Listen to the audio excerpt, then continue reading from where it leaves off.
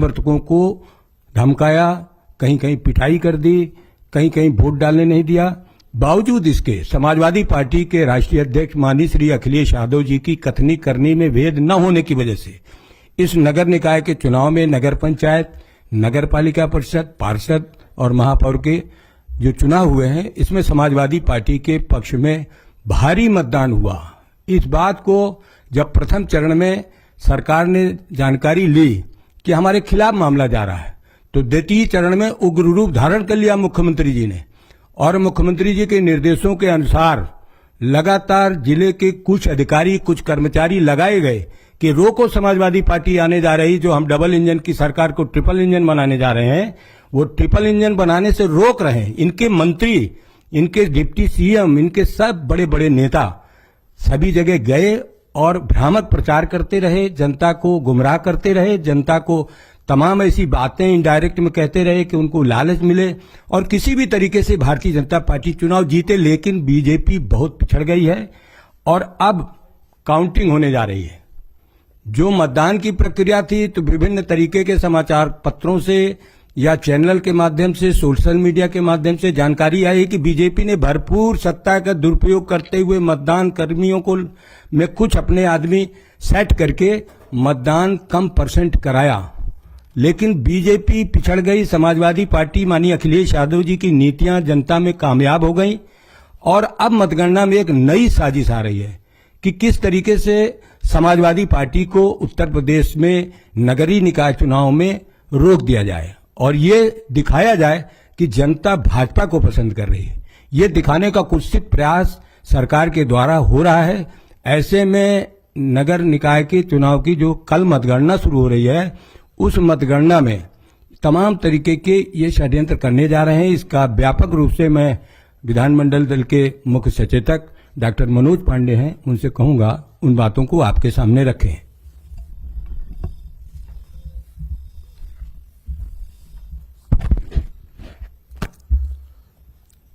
उपस्थित सम्मानित पत्रकार बंधुओं,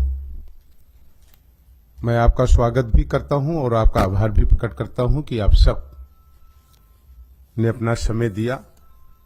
जैसा कि पार्टी के हमारे माननीय प्रदेश अध्यक्ष जी ने बड़े विस्तार से नगरीय निकाय चुनाव में समाजवादी पार्टी के पक्ष में हुए मतदान और किस तरीके से समाजवादी पार्टी के पक्ष में हो रहे मतदान को व्यथित और उसे अव्यवस्थित करने का और व्यवधान डालने का काम किया गया, उस पर भी उन्होंने बताया। ये पूरा प्रदेश जानता है कि ये नीचे का चुनाव है, जिसे भारत के 73वें संविधान संशोधन में एक तीसरी सरकार की संज्ञा दी गई थी। सीधे जनता से जुड़ा हुआ ये चुनाव है। नगरीय क्षेत्र की साफ सफाई और आवश्यक सुविधाओं को देने का ये चुनाव है। उत्तर प्रदेश में सदैव नगर पंचायतों और नगर पालिकाओं में समाजवादी पार्टी का सदैव दबदबा रहा है और समाजवादी पार्टी सबसे ज्यादा नगर पंचायत और नगर पालिकाओं को पहले भी जीतती रही है। और अब जब उत्तर प्रदेश में लोग बजबजाती हुई नालियां, टूटी हुई सड़क, बंद नाले, मच्छरों का प्रकोप, बंद स्ट्रीट लाइट और यहां तक कि शहरों की बहुत बड़ी आबादी में झाड़ू भी नहीं लग पाई, नगर पालिका के जहां मेयर्स थे और नगर पालिका अध्यक्ष थे, उनके खिलाफ और समाजवादी पार्टी के नेता आदरणीय अखिलेश यादव जी के उन विकास कार्यों को 12 से 17 को सामने रखते हुए उत्तर प्रदेश की जनता ने सीधे मन बनाया कि हम समाजवादी पार्टी को के पक्ष में मतदान करेंगे। और मतदान केंद्रों पर लगी हुई लाइनें और उनकी आशा केवल समाजवादी पार्टी और आदरणीय अखिलेश यादव जी के प्रति रही है। लेकिन आज जब लोगों को और सरकार को यह लग रहा है कि जनता ने समाजवादी पार्टी के पक्ष में मतदान किया है, तो जहां मतदान को कई तरीके से डिस्टर्ब करके मतदान प्रतिशत को कम करने का प्रयास किया गया, आप इसके गवाह हैं कि पूरे उत्तर प्रदेश में कई अल्पसंख्यक क्षेत्रों में, कई समाजवादी पार्टी के जहां मतदाता थे उन क्षेत्रों में, कहीं लाठीचार्ज करके, कहीं कार्यकर्ताओं को, कहीं जो हमारे मतदान के हमारे एजेंट्स थे उन्हें उठाकर थाने में आकारण बंद किया गया। जिससे कि जहां हमारा मतदाता भयभीत हो वहीं हमारा मतदान भी प्रभावित हो। इसके तमाम उपाय मतदान के पहले भी किए गए। जहां तक राज्य निर्वाचन आयुक्त और राज्य निर्वाचन आयोग स्थानीय निकाय के प्रदत्त पहले से ये नियमावली है, जिसके बारे में हम चुनाव आयोग से मांग भी करना चाहते हैं। हमने इसके विषय में कल ज्ञापन भी दिया है कि इसमें स्पष्ट व्यवस्था दी गई थी कि जिस दिन मतगणना प्रारंभ होगी उसके प्रत्येक राउंड अर्थात प्रत्येक चक्र में प्रत्याशियों को मिले हुए मत, कुल पड़े हुए मत, अवैध मत और वैध मत, इनका जो नियमावली में लिखा है कि ब्लैक बोर्ड में और तत्काल बिना देर किए हुए इसे अनाउंस किया जाएगा। ये नियमावली राज्य निर्वाचन आयोग की है। अभी हाल में ही 15 अप्रैल को एक संशोधित आदेश भेजा गया जिसमें इस बात का जिक्र नहीं किया गया है, मात्र ये लिख दिया गया है कि प्रत्याशियों को मिले मतों को टेबलिंग करके और घोषित किया जाएगा। इसमें संदेह भी हो रहा है और निश्चित रूप से ऐसा प्रतीत हो रहा है कि जो राज्य निर्वाचन आयोग की नियमावली में स्पष्ट रूप से यह व्यवस्था थी कि प्रत्येक चक्र की घोषणा की जाएगी, ब्लैक बोर्ड में अंकित किया जाएगा, ध्वनि विस्तारक यंत्र से उसे लोगों को बिना दूसरे राउंड को शुरू किए हुए लोगों को बताया जाएगा और व्यवस्था यहां तक है कि उसे ऑनलाइन फीडिंग भी की जाएगी। इसके उपरांत भी इसमें यह व्यवस्था दी गई थी कि चक्रवार तो बताया ही जाएगा, लेकिन 2-2 घंटे बाद फिर जो परिणाम आए हैं अभी तक उनको ध्वनि विस्तारक यंत्र से बताया जाएगा और ब्लैक बोर्ड में लिखा जाएगा। जो 15/4/2023 को राज्य निर्वाचन आयोग ने जो चिट्ठी जारी की है उसमें इस बात का उल्लेख उसने नहीं किया है। इससे संदेह प्रतीत हो रहा है कि कहीं इसके माध्यम से रिजल्ट्स की चक्रवार घोषणा रोक करके कहीं भारतीय जनता पार्टी की प्रत्याशियों को जिताने की कोई साजिश तो नहीं हो रही है।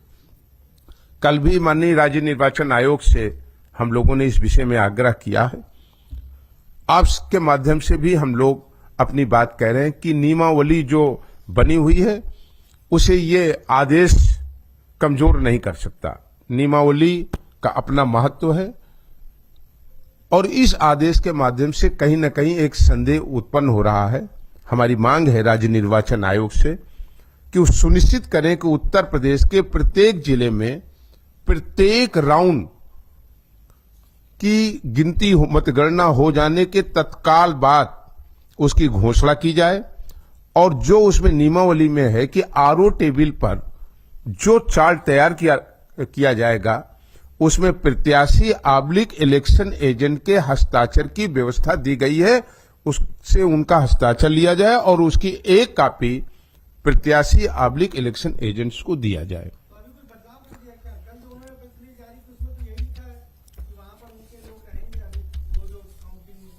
नहीं, काउंटिंग में रहेंगे, बात कैंडिडेट्स की नहीं है। हम आपको स्पष्ट कर देना चाहते हैं, नियमावली में ये 16वें बिंदु पर प्रत्येक चक्र की गणना समाप्त होने के तुरंत बाद सदस्य / पार्षद तथा अध्यक्ष महापौर की मतगणना प्रगति ध्वनि विस्तारक यंत्र के माध्यम से प्रसारित कराई जाए। इसके अतिरिक्त 2-2 घंटे के अंतराल में भी मतगणना की प्रगति की घोषणा प्रगामी आयोग सहित किसी उत्तरदायी एवं दक्ष वरिष्ठ कर्मी से कराई जाए, चाहे प्रगति अथवा परिणाम में कोई परिवर्तन हुआ हो अथवा नहीं।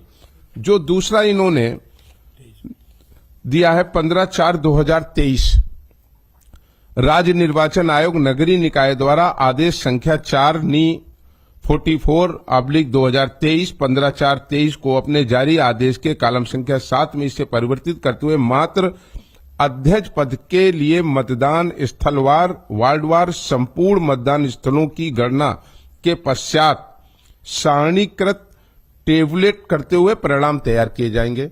इसमें इन्होंने चक्रवार का कोई जिक्र नहीं किया है।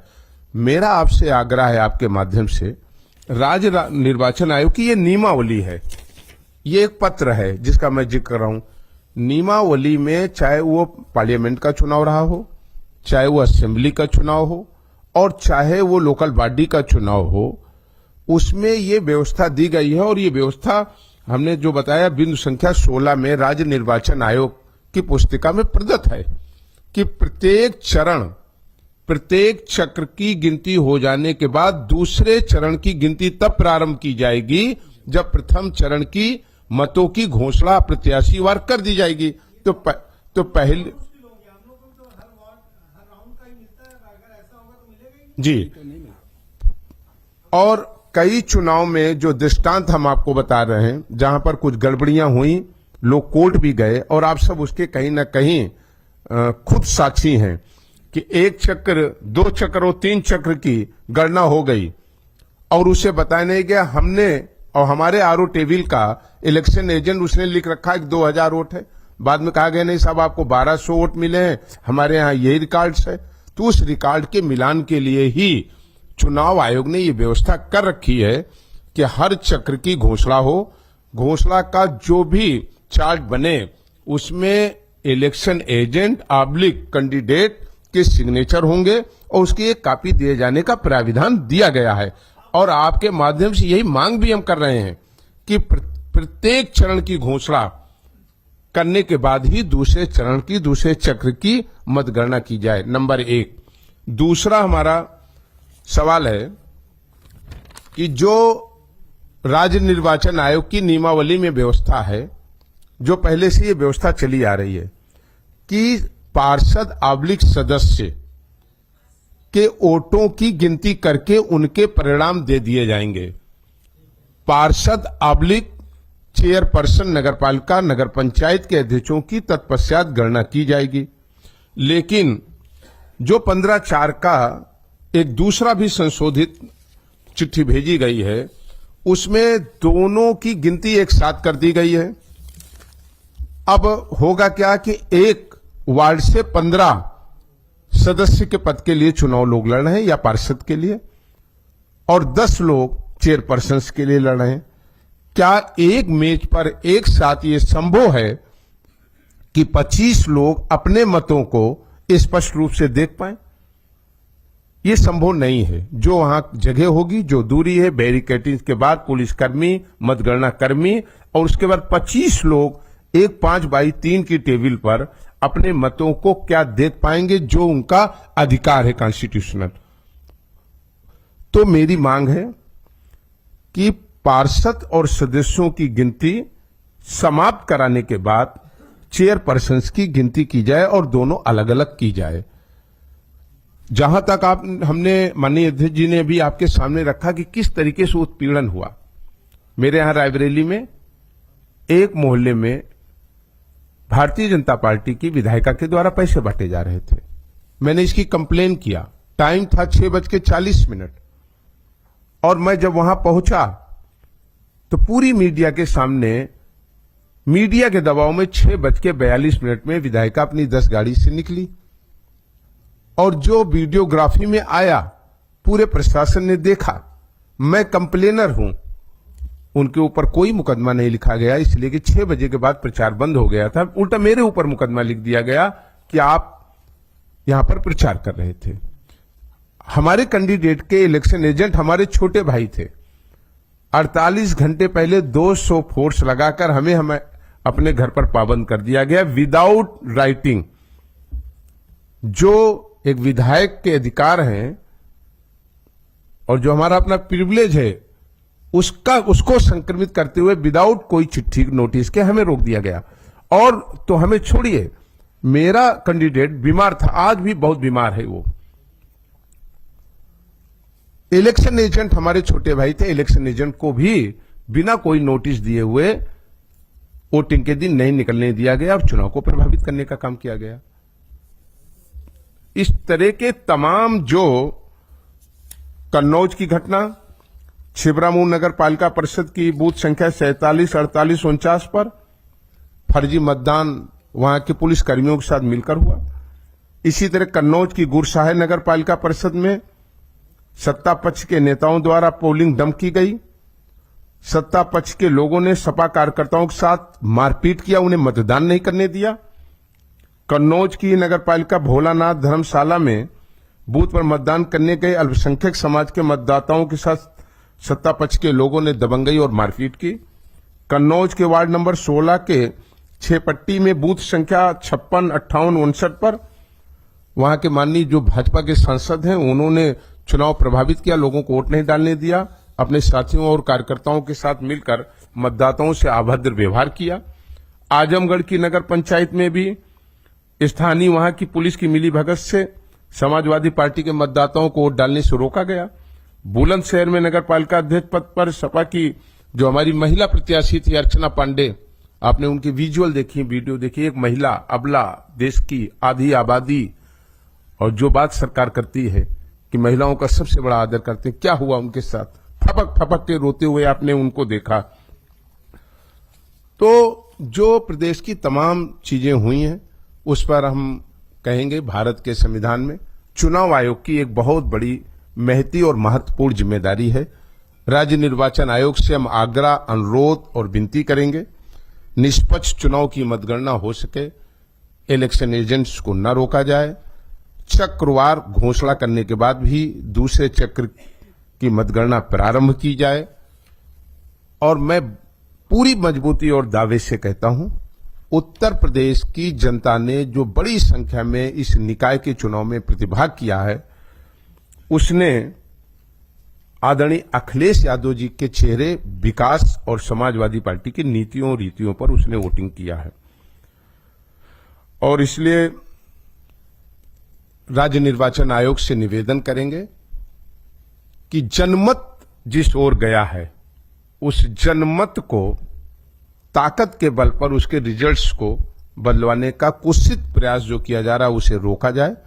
जनता ने जिस भावना से जिसको जनादेश दिया है वो जनादेश समाजवादी पार्टी को दिया है। उस